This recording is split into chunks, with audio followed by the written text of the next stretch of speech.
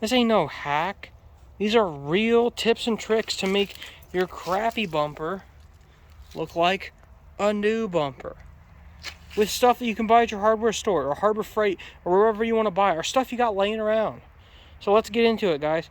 Let's talk about taking real world paint methods and applying them to your garage or your barn or just your front yard or your driveway. Let's do it. Let's get into it. Let's go. Let's go. Let's go. Let's go.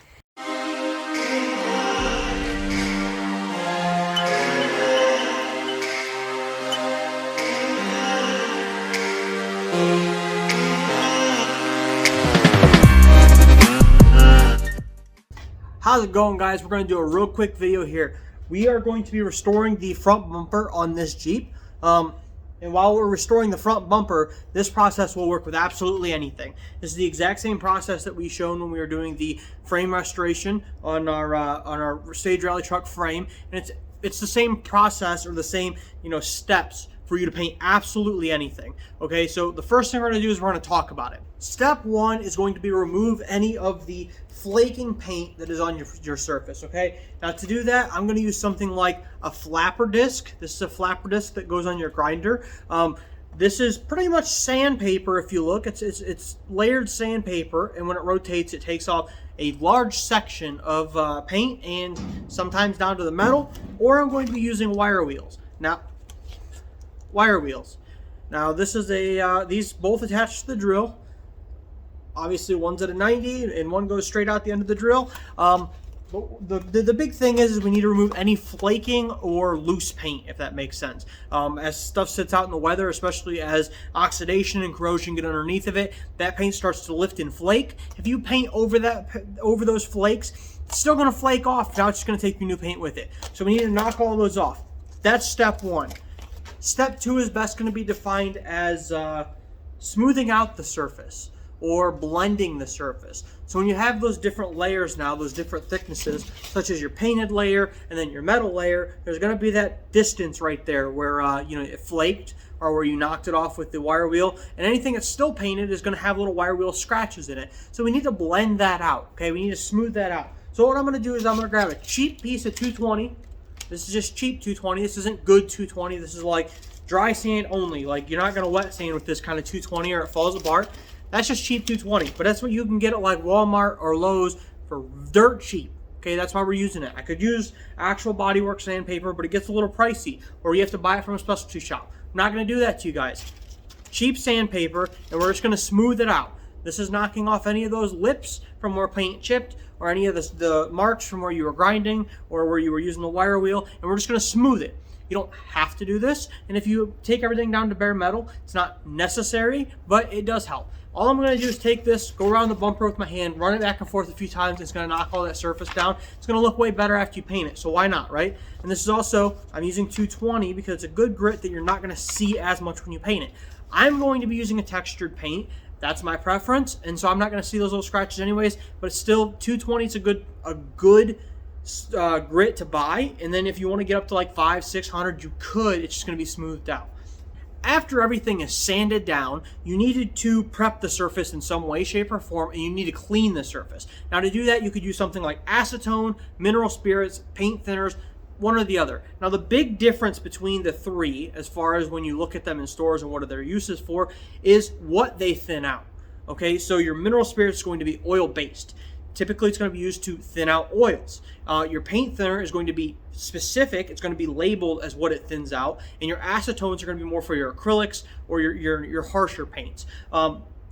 They also differ in how acidic they are, or how strong they are. Mineral spirits are very gentle in terms of like cleaning solutions, or in terms of like chemical. Paint thinners are sometimes fall in the middle, but again, paint thinner is just saying that it thins paint. It could be anything. You really have to read the label. And then acetones are going to be very harsh. That means you have to be careful using acetones on soft plastics. Acetones can eat right through and melt the plastics if you're not careful. So you kind of have to keep that in mind. I personally keep a lot of mineral spirits around. I'm out, so I'm going to use paint thinner today. This paint thinner is very dirty and it sits around with the lid off. I don't encourage that if you're actually going to use it to thin paint, because, well, you don't want stuff down in there. But again, I use this as a cleaning solution just to wipe everything down, okay? And if we read this, we're gonna kind of try to clean that off a little bit. But it says paint thinners for oil-based paints, stains, varnishes, and to clean your brushes and equipment. So that's saying that it is for oil-based. It's going to be closer to a mineral spirits in terms of acidity or how strong it is or how harsh it is. Still, you want to use gloves in most cases, okay? But you need to wipe the entire surface down and let it air dry. Now, if you like soak it, obviously use a rag to wipe up the rest of it. But what this is going to do is these cleaners, since they evaporate so quickly, they don't leave a residue behind. It makes it a oil-free, a clean surface for their paint to stick to, and you're gonna have a way better result. Since we're talking about gloves, let's just talk about safety quick, okay? I don't think we talk about safety enough, honestly. Coming up in the car world over the years, I hear like the whole, I don't need gloves, I'm a man, I don't need hearing aid or whatever because I'm a man. Get rid of that. Throw that whole idea out the window, okay? All these old guys that didn't wear any safety protection, they're all the ones wearing the big thick glasses, and if you look at their hands, they're all cracked and worn out and broken. You only get like one pair of each, right? So I literally took brass to my eyeball when I was in the military, and I required eye surgery afterwards. That's no fun. And you can usually only get eye surgery like once in your life, okay? So probably just wear eye protection, because what the $1 pair of glasses might actually save your vision. That sounds kind of nice, right? And you think the exposure to little drips of this and that getting in there won't have an effect over time? You get like gasoline in your eyes or paint thinner in your eyes. Over the years, it's going to have an effect on you. And then you get something highly, highly acidic, like brake fluid in your eyes. You know it's going to have an effect on your eyeballs. So just wear the glasses. Same thing with your hands. Your hands absorb everything. If you look at my hands are quite worn out from the years, okay? This is probably only a decade of working on cars, but I used to be terrible for I don't want to wear gloves. I didn't wear gloves when I was using brake cleans and mineral spirits and all this stuff when I was doing body work. I didn't use any gloves when I was cleaning parts in a parts cleaner. I just didn't care, okay? But already, after, like I said, less than a decade, my hands are starting to crack, they're starting to hurt. It's not worth it. Same thing with your hearing, okay? I have hearing loss from when I was in the military being around explosions. I'm supposed to wear hearing aids. Let me tell you something real quick. Hearing loss sucks. There is no way around it. There's no nice way to say it. Hearing loss sucks. If you wear a hearing aid, the microphone is behind you, so you hear the conversations behind you, not the person you're talking to, and they're just kind of a pain in the ass to kind of keep updated with batteries, and now there's computer softwares and downloads you have to do on your phone, you have to keep them updated. It just kind of sucks, okay? I don't wear my hearing aids, which means I'm always screaming, but half the people I talk to, I can't hear. Nothing worse than going through a drive-thru and asking the lady, can you please speak louder? I can't hear anything. Doesn't sound like much, but it kind of gets annoying. Everyone around me talks louder now, and I'm told, even when I'm trying to talk quietly to people, that I'm loud. It's no other reason other than hearing loss. So if you're going to be using like something very loud, like, anything, throw in earplugs. If you don't have earplugs, or if you want to say that, you're going to lose your earplugs or whatever, go get a cheap set of earbuds. For music, a little bit of music in your ears is better than hearing loss. And when they plug your ears, that's the big thing. They're getting rid of the direct sound waves from entering your ears. You don't even have to have them on. Just using them for hearing protection is going to save you. Just do it, okay? This goes with everything. Just take like the extra 5 seconds and just do it. Fun fact. Okay, working in the custom automotive industry, owning a custom upholstery shop, I deal with a lot of high-end shops. I know of shops out there that absolutely will fire you if you do not take safety seriously. If they see you working on a car without eye protection, instead of risking dealing with OSHA or looking unprofessional, they'll just let you go. And this is your high-end shops. If you ever want to work in somewhere like Porsche or Ferrari, this is what you have to deal with. You have to take safety seriously, and you have to dress nice, and you have to not be greasy and look like a mess. Work your way up the ladder, guys. Stop accepting that you're at the bottom and work your way up, okay? You can work in a high-end dealership. You just have to present yourself better, and it's the same thing you're doing every day, okay? So up the ladder. Go up the ladder. Yeah, that rant took a minute, didn't it? Okay, so now that we have everything sanded down and we have it cleaned, let's go to the paint step. But we're not going to just blast some paint on there, okay? So we're going to be painting on tubing, which is a pain in the butt because everything has to be, you want it to be an equal paint job, but it's not flat. So when you're painting on a flat surface, you want to do what's called a 50% overlap. That means you're going to spray, say your spray pattern is this big, so you're going to spray across there, and then when you go up, you're going to overlap that 50% back. You're going to go back this way. You're going to go back up, overlap that 50%, go back the other way. And you're going to do this back and forth. Now, using rattle can, I have a tendency to create a different kind of pattern, okay? The first pass that I will do with rattle can, and when I'm spraying in a spray booth, is going to be what's called a dust coat, or it's going to be a very light coat. You're not really there to lay down color. You're there to just kind of like dust everything so that way your paint starts to bond into your microscopic scratches and it creates like a sticky layer in there, okay? So then I go through and I do a medium coat. Some people do, some people don't. I prefer a medium coat. Take the extra time. It's not going to hurt you, okay? So I go through after that start and attack and I lay down a medium coat. Again, this is so everything starts to bond together and we get a good connection to our surface. We don't have some extra weight pulling it down. It's going to just kind of sit. It's going to start to dry. When you get to that tacky stage again, now we're going to go through and we're going to add our color. When I'm spraying with rattle can, instead of going left to right the whole time, like I do with a spray gun, which has a nice big wave going, with a rattle can, because I don't want those stripes on there. We've all seen it, right? You've seen somebody that rattle canned something big, like a car or a boat or something, and you see the stripes in there. Okay, so that's from them not spraying equally and always going the same direction. So when I'm spraying with rattle can, what I'll do is I'll do a full coat left to right, then I'll take it and I'll tilt it this way, about a 45 or less, and I'll do a whole layer going this way. Then I'll take it one more time and I'll tilt it this way, and then I'll do a whole layer this way. Obviously with it tacking up in the middle, but I'm adjusting where my direction's going. What that does is it eliminates those left to right stripes that you see when somebody paints like something large like a truck. As an example, our entire Miata is rattle can, including the engine bay, which is rattle can with a metallic sprayed over top of it, and then a clear coat sprayed over it, and then the orange itself. Now, the orange is a single stage. That means it's just the color. There's no clear, there's no protection, and it does fade over time.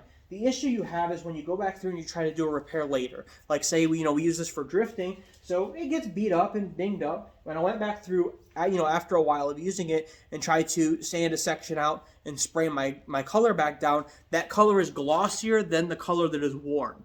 So you have to keep that in mind. If you put a clear down, you can always polish the clear, and when you do a repair, you sand through the clear, you sand through the color, you mist your color, and you spray the whole section with clear again, and you have a much better outcome. Speaking of clears, clear is the number one thing that makes a vehicle look bad. Okay, obviously if something is through the color, it looks bad, but all these old trucks like my Dodge Dually that's sitting out front, it's starting to flake on the hood, on the roof, and in certain areas, okay? You can make your truck look brand new by taking a high grit sandpaper, like a 2000 grit sandpaper, slowly blocking everything out and smoothing it out, and then only spraying your clear back on. And this clear is going to bring that shine back out, it's going to add that depth, and it's going to make it look like an all-new truck. A lot of times, you don't need to spray everything. It's not that your whole car needs repainted. You just need clear. But it's important to spray that clear across the whole section or that whole panel so that way it blends out nice. So on something like my truck hood, which really does need fix, I'm going to take a 2000 grit, sand everything down with, block sand everything down, and then spray the whole hood with clear. And I don't want to sand too deep. I don't want to take away that color. I just want to blend out where that clear is starting to wear, and then I'm sanding into the clear, and then I reapply everything.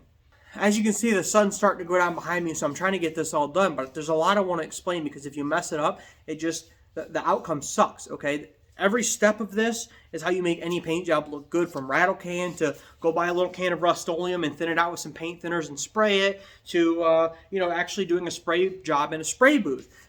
It all makes a difference, okay? The next thing you want to do, so talking about block sanding, some of you guys don't know what that is. So this is what's called a hard block. This one's built by Durablock. This one's built by Durablock. These come in all sorts of lengths, okay? It's important to remember because if you're going to do something like big panels like a hood or something, they make large ones. So when it's on there, everything's flat, okay? So this is, it's solid. It doesn't flex much. The big ones flex a little bit, but not much. but you're setting this on there, and it's a big, and you're going to cross section, okay? It's called crossing. You know, just like how we sprayed with 45s. You know, you go up and down, you go left, you'll go right, and then you'll change your directions, and you'll go this way. And what you're doing is you're smoothing everything out and making it look better. Now, these are called soft blocks, and I have a bunch of them over there, and I just wanted to grab a couple. But what these are is they match pretty much any body line shape that you can think of. So, like, you know, you have your big block. These ones are actually flexible. So let me set these down. Some of them do come in rectangles, like, so you can still do your block, but then they have angles on the end. So, you know, if you need to, I'll have a good example.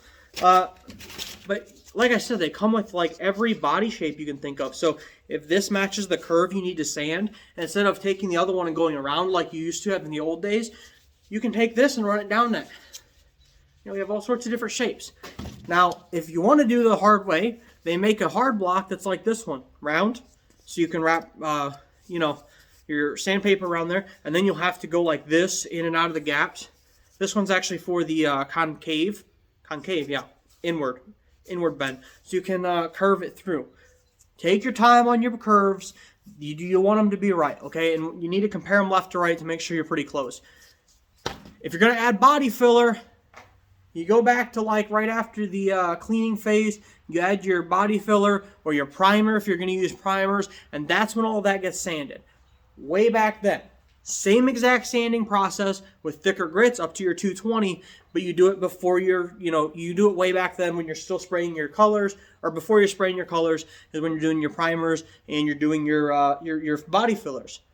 Body fillers are not bad, okay? I know there's a lot of misconception out there that, oh no, it's got body filler on it, okay?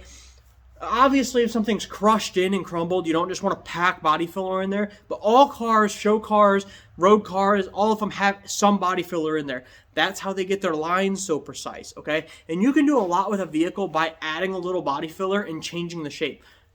For example, there's this old Charger that's out in Cleveland where I went to school for concourse restoration. And when I went in, I couldn't figure out what was different about the car.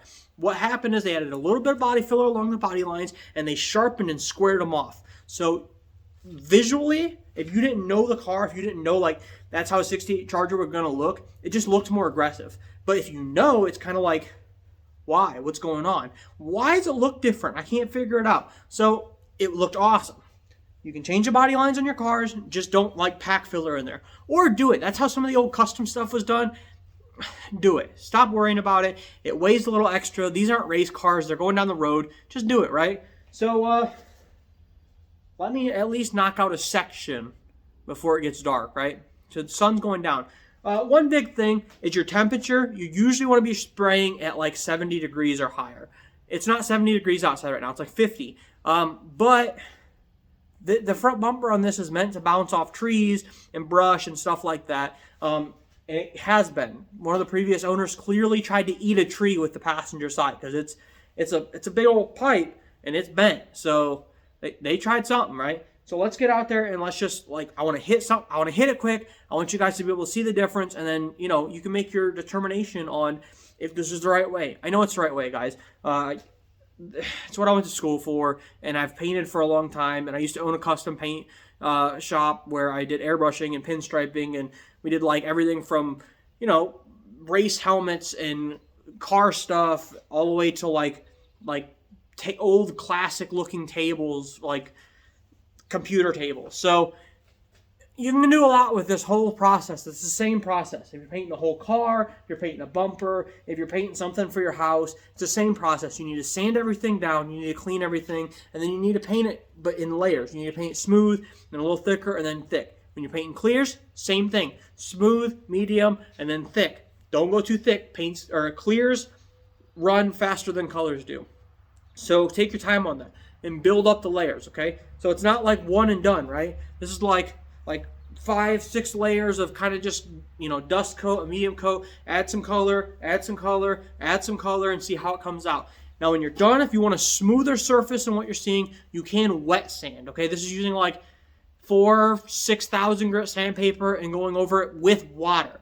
Okay, you're using water. There's a lot of water used in that process to make sure everything's smooth, and you can do that.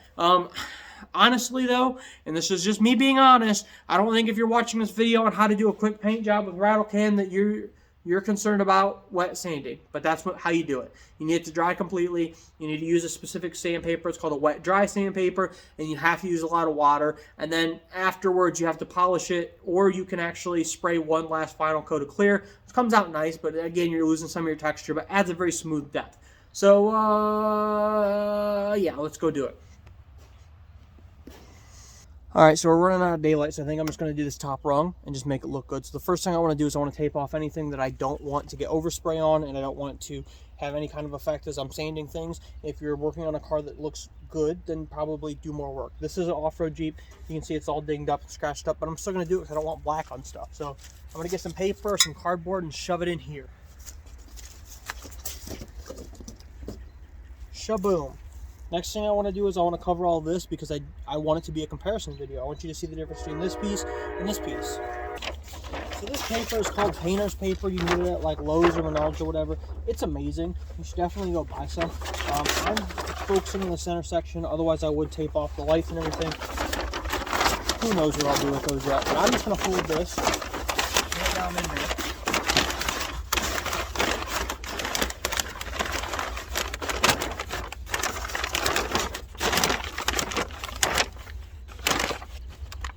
Now again, if you're painting the whole thing, you don't need to worry about this step, but this is, I mean, you could cover other stuff like this.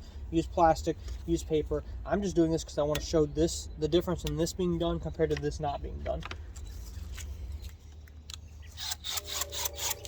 One thing I forgot to talk about, and I should have, is respirators too. You know, if you're kicking a bunch of rust up, make sure you put a respirator on. I know you all got them after COVID. Everyone has respirators now.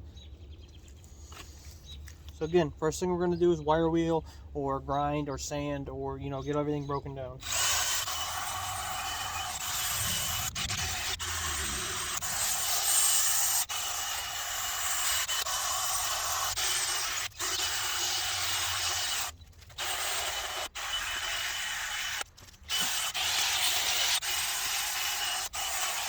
All right.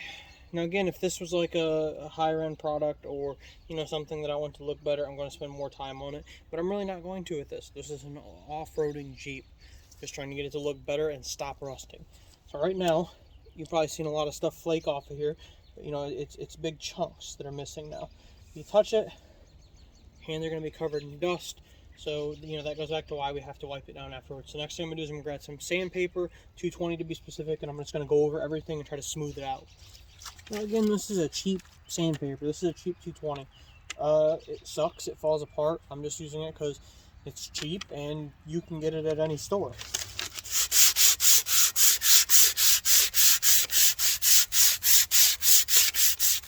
Now when you're doing this, you can feel the imperfections in there. So if you want a really smooth surface, feel it. And that's the other thing is, if you want to check a surface, don't look at it, kind of look away and just feel across it, and you'll feel those imperfections.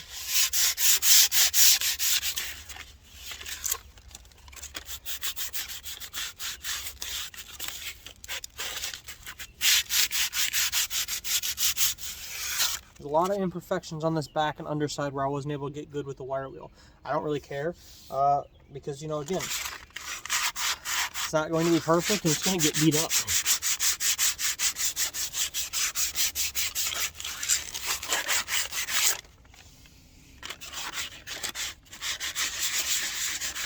I mean, shoot, whoever made this, whether it was a company or a person, I mean, even the ends aren't cut straight, so these rounded edges, they're all wavy and all beat up.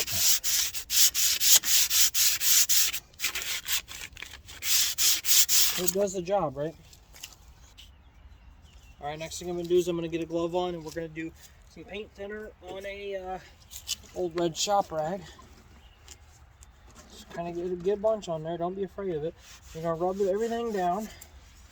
Just going to remove all your contaminants. You can see this old glove is not doing me good, huh? Been sitting in there a while and through the winter and all the seasons and how old it is. Kind of just fell apart when I put it on, so just getting enough done to clean this and get this glove back off, huh? Alright, now we need to let it dry. If you think you put too much extra on there, flip the rag over to the drier side. Again, you're going to soak the rag, but you can get some of that extra off. then you gotta let it dry. Alright, as that's drying up, you're really going to see a much cleaner surface. And as that's drying, let's talk about paints quick. I'm going to be using 2 paints. First one's going to be a bed coating, just a Krylon from the can bed coating. The other one's going to be a Rust-Oleum performance enamel. Now, if you mix companies or you mix paint types, you're going to need to really spray it thin the first couple coats, or it can react with one another. So if you are going to mix paints, like I'm going to do, either do a test piece somewhere else, or when you spray it on there, let it dry completely and mist the second paint. So I'd use these 2 together all the time, and that's because the bed coating does not leave down a solid black. It does do a good texture, but it's kind of see-through to a point. It's just the nature of the coating. They want you to put it on very, very thick. And for what I'm doing, I don't want it on very, very thick. I want to put a nice black down, and then I'm going to go over it with some texture. Do a decent layer, but I don't want it to be all texture. This is what I do for like our frame video when I showed I don't even know if I talked about paint too much in there, but for the frame video, that's what I do when I restore my frames. So I'll lay down black and then I'll go over it with the texture, or I'll lay down a little texture and then I'll go over it with the black. Usually on frames or parts that I don't necessarily want to be textured, I'll do the texture first, and that's because this texture paint is very adhesive. You know, it's designed to, you know, be sprayed in a truck bed and take a beating. So that's usually what I'll do, and that's probably what I'll do now, is I'll probably do a texture and then a black and then a texture. Just checking this, you can still see it's kind of oily, and I need that to dry. You want it to be completely dry, otherwise it'll contaminate your paint, and then it can bubble and it can have all sorts of effects. So we are waiting for that to dry. Literally watching paint dry. Alright, so it is getting dark, so I went and got a shop light quick. So we're just going to get this painted up and looking good. So, yeah. Now, as you likely noticed, I've been shaking these for a while. Get your paint all shaken up good, especially in rattle cans. They can start to settle. They kind of build up over time. You need to get them broken up. You need to get them mixed in really well. There are some other factors that will affect your paint. The big one is the surface temperature. Like I said, you want like a 70-degree surface temperature. This is not that. This is cold right now. I'm going to spray it a little thinner, but I want to get it sprayed. The other thing is the humidity in the air. I live in Ohio. Humidity sucks. But it is what it is, honestly. So I'm just going to spray lighter coats and hope that it adheres. And if it messes up, I mean, again, this is a bumper. I don't really care that much. I mean, I want it to look good, but at the end of the day, like, it's a bumper. It's meant to be taken in abuse. Now, again, I feel like I should have covered up my lights. Let's just throw something over them quick.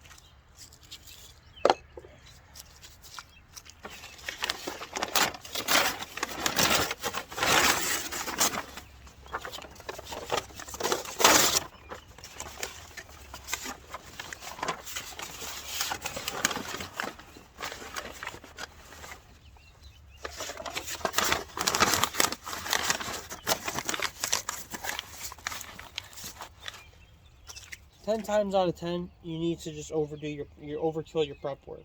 You know, it kind of does suck, but just do it. I mean, what? It took me an extra 30 seconds to wrap my lights, and now I don't have to worry about spraying them. Even if I'm going to restore them, even if I'm going to replace them, everything has value. Somebody out there might want those lights, or I might decide I like those lights later and decide to spray them. And I just don't need to coat everything in paint. I didn't take me any more paper than what I had laying right here, and they're covered now. So, yeah, just do it. So I've made a decision. The first thing I'm going to do is I'm going to go over it with a light bed coating, and that's to adhere well. You know, I want it to adhere good to the metal itself. And like I said, the bed coating is designed to take a beating and still adhere and not chip away.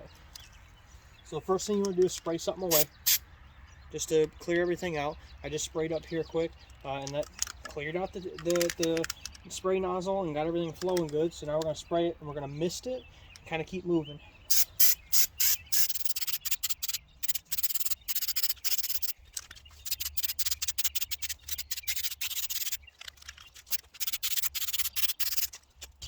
Alright, so as you've seen, I really put a lot of focus on getting under there and getting up behind there and getting down behind there. I want it to look good.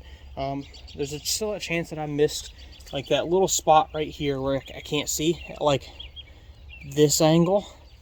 I don't want to spray it, and I want to let it sit for a minute. You can see it's actually doing decent at covering.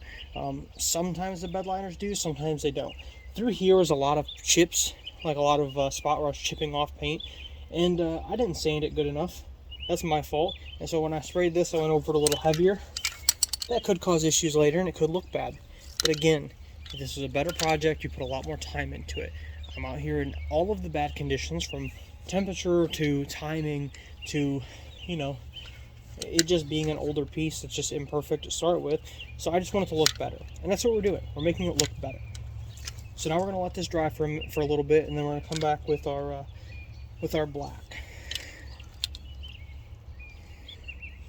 So when you read one of these cans, they're going to have what's called a tack time and a dry time. A tack time is going to be like the time it takes towards the paint's not going to smear. And that's typically when you're going to spray your next coat. Your dry time is you're completely dried, and if you like bumped against it, it's not going to flake off. So you need to look at your tack time. But with that being said, that's in perfect weather conditions or temperature conditions.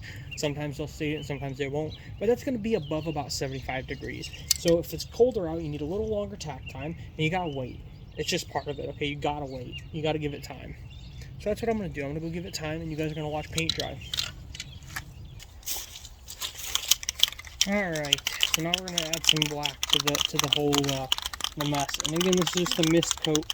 I don't need a lot of black. It was black to start with. When I added the texture, it covered up quite a bit. So now we're just gonna add some black to, you know, make it black. That's the plan. Then we're gonna clear everything out up there, and then we'll get to spraying.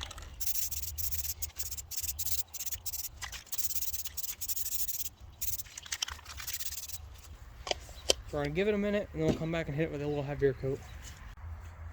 Jeez Louise, my phone died, and you guys missed some stuff. I don't know when my phone died, but pretty much I came back and said, now that you have your mist coat and it's nice and sealed up, we're going to shake some more.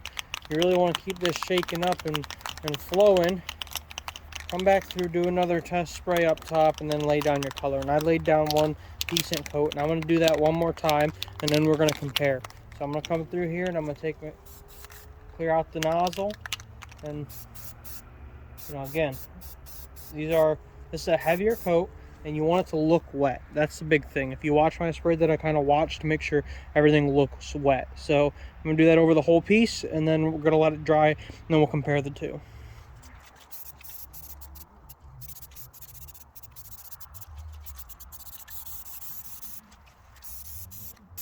So one thing I'm doing is, you know, we're doing our back and forth patterns, but I'm also, you know, like I said, we're changing directions a little bit back and forth, and then I'm trying to really focus on making sure we have down in that crease painted and around the outside edge, because that's really what's going to get noticed, is this outside edge, the crease, and then the flat in the front. So you really want to make sure that they're coated well.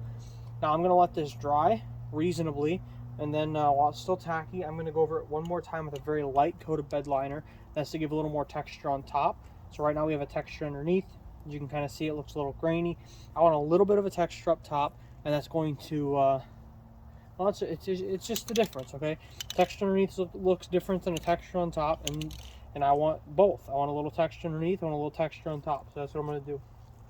Alright, so again, this can still be sprayed when it's wet. You just kind of want to be cautious. You don't want to blast a spot. So, you know, again, we're going to come through, we're going to do our test piece. Wow, see? I wasn't spraying straight. I was a little off to the side, and it looked bad. So I'm just going to come through. It's just a light texture over everything, okay? This is nothing insane, so we just want to...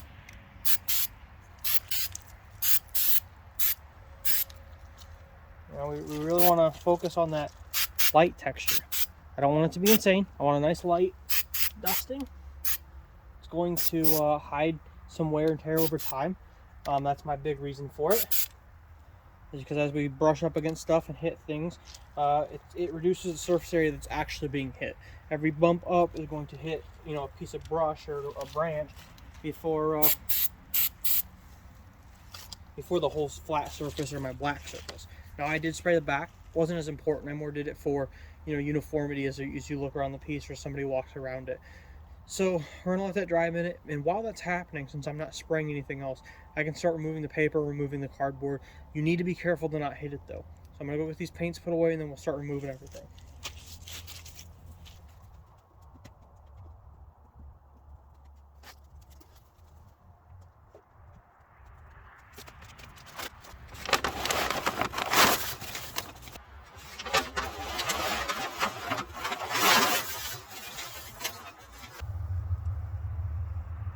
Alright, so who's seen it happen? When I pulled that center piece of paper out, it kicked a bunch of that rust and the old paint that I had sanded off into the air. And that stuck into my paint because I didn't let it dry complete. Like I said, you know, you can definitely get in there and pull that paper and plastic and stuff out while it's drying, but yeah, what I just did is definitely a risk. You know, you will definitely kick stuff into the air, so let me grab my phone and we'll take a look. All right, so here's ultimately the difference, the outcome. You know, you look down here at the old stuff and it's beat up, it's rusty, it's thick, it's flaky. I mean, there's nothing good about that, okay? And then where we just repainted it, you know, again, we're still waiting for some of this to dry, so some of that gloss will leave, but we added a nice texture to everything. It's relatively smooth, especially up on top. The ends look decent. You know, but again, when we're looking at these ends, you can't compare the end to a perfect piece. You have to compare the end to down here where we started, you know. And that's how we have to look at all of this.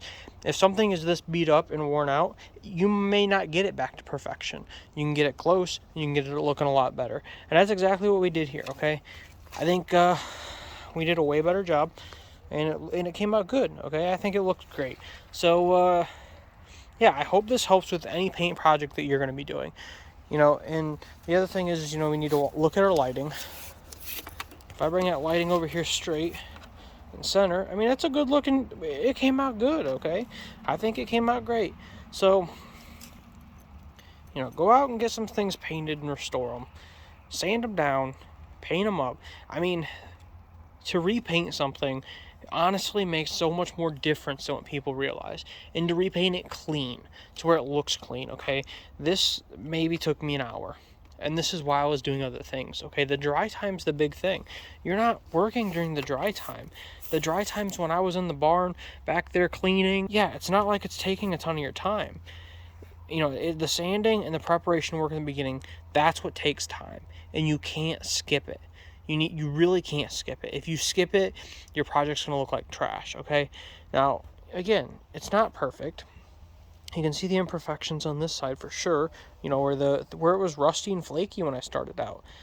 I could have gone in there with like a grinder and a flap disc, and I could have taken it all down to bare metal, and it would have looked a lot better. It would have. It's just more work, and you got to decide, where do you want to put that time into this bumper? Is that what you want to put your time into? Because this bumper is going to get beat up again, like it already is. You know, like I was saying before, this end over here, it's crinkled back, and you can see that.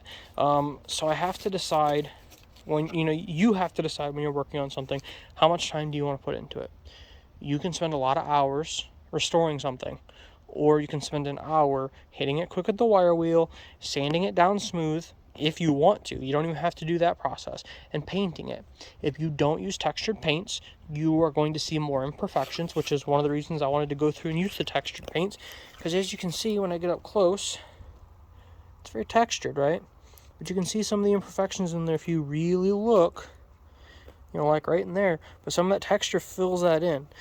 You know, that's one of those things right there where I could have sanded a lot more and smoothed that out and got a better outcome. But ultimately, you know, you step back and you look at this as a, you know, as a bumper, and you're looking at it as the whole Jeep. You know, people don't micro focus on your bumper. They don't care about that. So, you know, look at it as a Jeep, and the front bumper is going to look great. You know, that's the end goal here. You look at it as a Jeep, and the top of that bumper looks good, doesn't it? You know it does. I know it does. We both know it looks great. So get out there with your rattle can paints and your cheap sandpapers and have fun with it. And you know, sand some things down, paint some things, make them look nicer than what they were, and you're ultimately going to end up with a nicer product. Literally the whole front end. Everything on the front end of this Jeep. The bumper, the spring pack, the front diff, you know, the frame, everything you see up here. If I just go through and wire wheel it and mist it with some black paint, it's going to look like a brand new Jeep. You know, it's not in that bad a condition, but it looks bad because of the rust. So that's the plan. We're going to restore it, and you can do this with any parts. You know, like the backs of these headlights. Do I need them to be chrome again? No. Could you polish them out to be chrome again? Yes, but they will be pitted because there's already rust on them. So the question is, do you want to replace them, or do you want to paint them? Could you paint them black to match this? Oh, absolutely. Could you paint them bronze. I love bronze. They'll probably get painted bronze. Let's just be honest. I will likely paint the wheels bronze, and I will likely paint the headlight trim and those lights bronze because I like bronze. As you can see, that's more of a rose gold, but you get the point. I love that color over there. I think it looks very slick. I think it looks very modern, and I like it over chrome. Matter of fact, all the chrome on my Fairlane's getting switched over to that rose gold bronze, and that's, again, wire wheeled, cleaned up, sanded, sprayed with rattle can. That wheel right there is. That wheel looks good, doesn't it? That looks like a brand new, good looking wheel. And it's from 1960. Rusted out, beat up, sanded down, and repainted. As a matter of fact, I don't know if you can see it. If you can see that wheel back there, it's rusted and it doesn't look good. Same wheel as that one. Same car, same age, same use.